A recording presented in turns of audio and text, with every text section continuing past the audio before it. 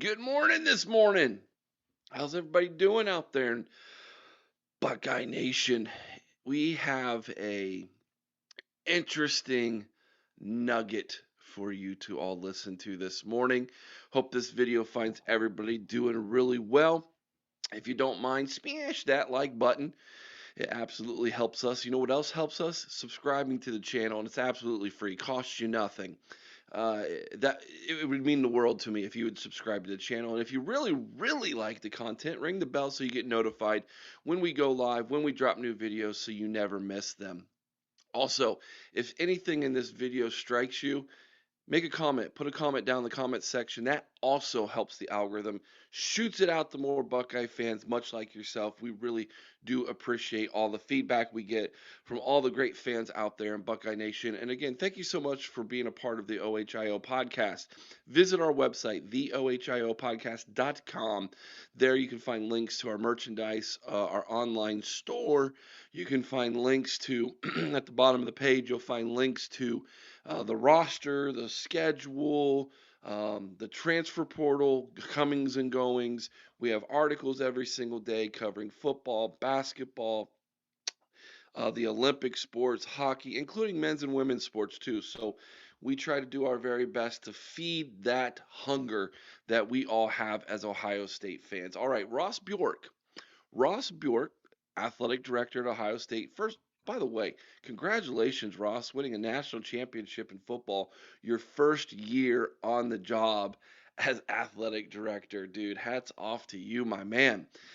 But he was interviewed by Dom Tiberi of WBNS 10 TV. And if you're not local here in Central Ohio, Dom is a beloved sports figure for 10 TV, the CBS affiliate here in Columbus.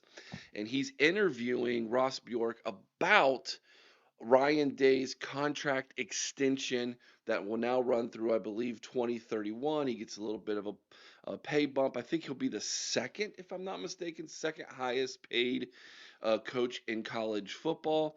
Again, well deserved by Ryan Day. We'll have videos about that. We'll talk about that, I'm sure, on the live show on our roundtable this Sunday night at 8 o'clock Eastern. That's why you should ring the bell so you don't miss it. But, anyways, in this interview, Ross drops a nugget that I could not ignore. When I heard it, I go, wait a minute. Did I just hear what I think I heard? I went back and listened again. Sure enough, it was exactly what I thought I heard. So I'm going to play this audio clip for you of Ross Bjork being interviewed by Dom Tiberi. You'll hear Dom ask the question. You'll hear Ross start to begin a response. About 40 seconds in, Ross stops. He gives himself a split second to think about what he's going to say. And then he drops this nugget on us. I've got to respond to it. I got to tell you what I think it might mean, and then we'll talk about it. So here we go. Let me pull up the audio clip from Ross's interview with Dom. Here we go. Enjoy this. You're you're a guy that played the game. You have a great appreciation for those that coach the game, and you're an observant guy. You're around the players. How much did that go into the fact that his players, they worship this guy? I saw that firsthand, really from the moment I stepped foot on campus, going around spring practice last year and throughout the summer. And then when you see adversity strike, what happens? And, these guys bonded together, but it wasn't just because of adversity. This is a long-term bond that these guys have. We call it the brotherhood here at Ohio State. And so to see that, I think one of the things that's not necessarily being talked about is when we had the infamous players only meeting. Well, guess who the players wanted in the room? They wanted Ryan Day because they can trust him and because they believe in him, and they knew that whatever came out of that meeting, that Coach Day would execute on that.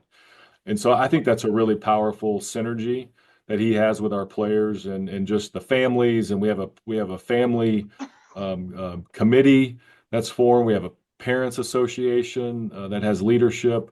So I think the bond here is really strong, and that starts with Coach Day. All right, did you catch it? Did you catch that?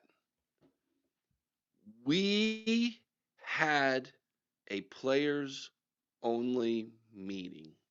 Now, it means one of two things.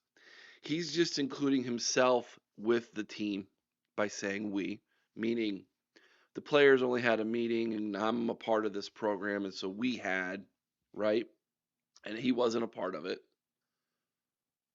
Or the players only meeting included Ross Bjork at first, and then the players requested to have Ryan Day a part of that meeting as well.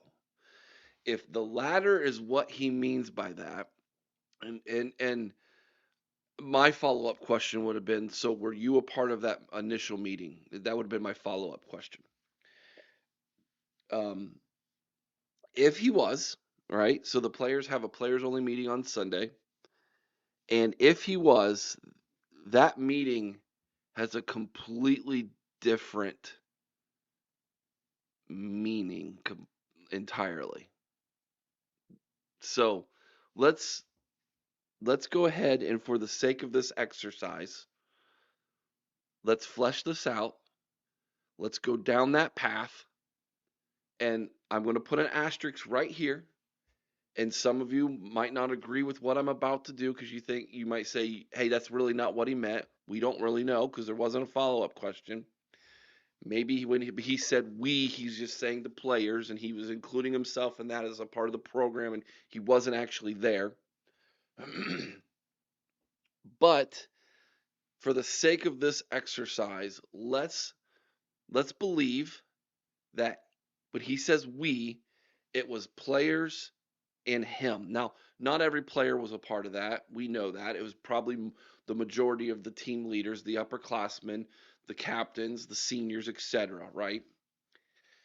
And we all know that this meeting obviously was was a part of the catalyst that sent this team's trajectory on a completely different path down the 14 playoff where they just blew the doors off Tennessee, Oregon, doubled up the score 28-14 against Texas in what was truly the national championship game, and then jump out on Notre Dame and hold on for a national championship, right? We all know this. Everybody understands this. That's why we wake up every day with smiles on our face, and when the sun comes up, it glitters gold in the state of Ohio because we are the national champions. Sorry, all of you from the state up north who go 13-10, 13-10, while your tears of coping fill my coffee mug every morning with sweetness. But hear me out. My co-host Chris, early on in the season, stated that he had spoke to an individual associated with the program. He has not gone on to explain to me who that was or in what part of the association it was. I believe it might have been someone associated with a donor. And his comment to me was, if Ohio State goes into Eugene, Oregon and loses, Ryan Day will officially be on the hot seat with those donors. Makes sense because Ross Bjork famously took a private jet with some of the bigger name donors at Ohio State to Eugene, where they watched the game from a luxury box in Eugene, Oregon. 32-31's the score. Close game. Ohio State had it won, but it slipped through their fingertips. I think that is one of the reasons why there wasn't so much kickback then in Buckeye Nation or from Ross Bjork or from the donors or anybody else because it was a 1 point loss in a hostile environment where you had the game in hand. Okay, things happen. Fast forward to the end of the season. And there will be a video down the road I plan on making on exactly how and what happened in the game on November 30th in the shoe. But that's revisionist history. 13-10 is the final score. Ohio State loses. And it was an ugly loss because not necessarily the score, but because of how they lost. And the disappointment that there was in Buckeye Nation. And as is well documented, when I walked out of that horseshoe on that bitter Saturday, I was devastated as a fan, and I was ready to say, I guess he's not the guy. And I verbally said it here on the podcast. I guess Ryan Day isn't going to be able to get it done. And I was ready to move on. Sounds like to me, if what Ross Bjork is saying here, when he says we, it sounds like to me he might have been questioning Ryan Day as well. Hear me out. If this players only meeting that he calls infamous was the handful of the players who wanted to voice their frustration in the game plan, in this coaching staff, and how we played in that game, it makes sense that two people would be involved. Number one, Ross Bjork. That just makes sense. He's the one person who can do something about it, meaning this. Ross Bjork gave his stamp of approval to Ryan Day. We love Ryan Day. He does everything the right way. We want him here for a long time, but then we lose that game. We lose that game. Ross Bjork, obviously, well connected with the donors of Ohio State, the people who pay the bills, beyond us as fans with our tickets and memorabilia purchases, and et cetera, et cetera.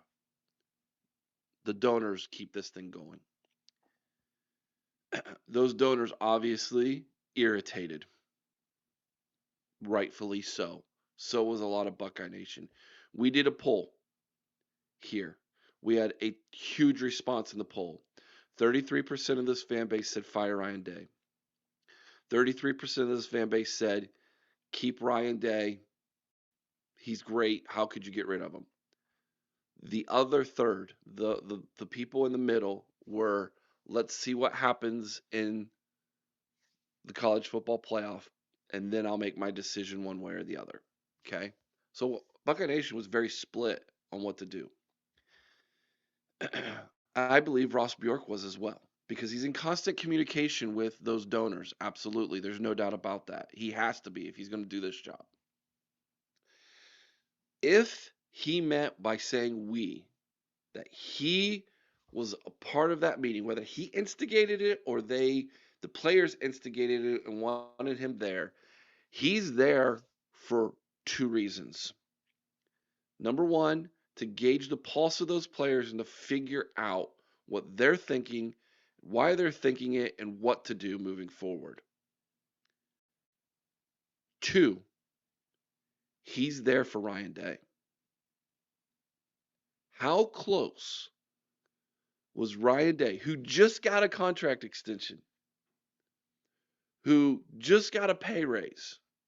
How close was he to being fired? Now, some might say his buyout was too much. What are you talking about, Boggs? Listen, Ross Bjork raised over $80 million when he was at Texas A&M to get rid of Jimbo Fisher. You don't think he could have done that here too? There's a reason why Ross Bjork was brought in. He can raise money. He's one of the best athletic directors at raising funds. And he was brought in for this reason, to raise money, because in this NIL era, you have to raise money to continue to win and stay relevant. And that also means buyouts. That also means firings. Also means hirings. How close was Ryan Day? Well, we know Ryan Day was bad, dude. He was in a bad place. His family was in a bad place because of idiots who were calling him and making death threats to him and bugging his children at school. Even a teacher, apparently a teacher even said something to the kids about the loss and Ryan Day, their dad being fired. Come on, bro. That's just low. Anyways, it's beside the point. The point is this. I did not know, I have not heard anybody else talk about the fact that Ross Bjork was a part of this players only meeting until this nugget was dropped. And if he was, then you can guarantee that a part of that meeting was to find out, Ross was there to find out if he was going to need to make a decision on if he was going to have to find another head coach. Thankfully, the players want Ryan Day to be a part of that meeting. They voiced their frustration to Ryan Day, and whatever happened in that meeting changed Ryan Day as a head coach, because that head coach that walked out into the horseshoe against Tennessee with those players, with this staff, and how they attacked that team is a completely different man than the one who was on the sideline on November 30th. That is a fact. That is 100% fact. And so whatever took place in that meeting changed Ryan Day. Now, did it change Ryan Day for just the playoffs, or, like I believe, did it change Ryan Day moving forward from this point on? I think we're going to have a completely different Ryan Day moving forward, because he learned a very valuable lesson that day, and that is all gas, no brakes. We're going into this thing with guns ablazing. Don't play scared. Don't play to lose. You go out there and you utilize the tools that you have developed, that you've recruited and developed, and you go beat the butt of your opponent. Interesting nugget dropped by Ross Bjork in that interview. Now, I could be completely wrong. When he says we, maybe he's just saying us as a program and he wasn't actually there, and this is all secondhand information that he's receiving from Ryan Day, from the players, but maybe not. What do you think? Let me know in the comments section below. This is an interesting little topic. It's an interesting little scenario. Maybe we'll find out more in the future about this when someone writes a book. I don't know. It's just very interesting. And when I heard that, I had to share that with all of you. This story kind of reminds me of one of my favorite Bible verses I'd like to share with you this morning. John 3:21. But he that doeth truth cometh to the light, that his deeds may be made manifest, that they are wrought in God. When you do truth, when you do the Lord's truth, things that you think have hidden that you've done in secret, those are always going to come to the light. Let's make sure that our deeds, our words, everything that we do is in truth. May you have a absolute great Friday. Have a blessed day. Enjoy your weekend, Buckeye Nation. Again, let me know what you think in the comment section below. I'd love to hear from you. Like, share, subscribe. Share this thing, guys. You have social media, Facebook, Twitter, etc. Share the video. Share our channel with everybody. We really absolutely do appreciate each and every single one of you. Till next time, be kind to one another. I owe someone's OH, and sing Carmen, Ohio with all your heart. Go Bucks.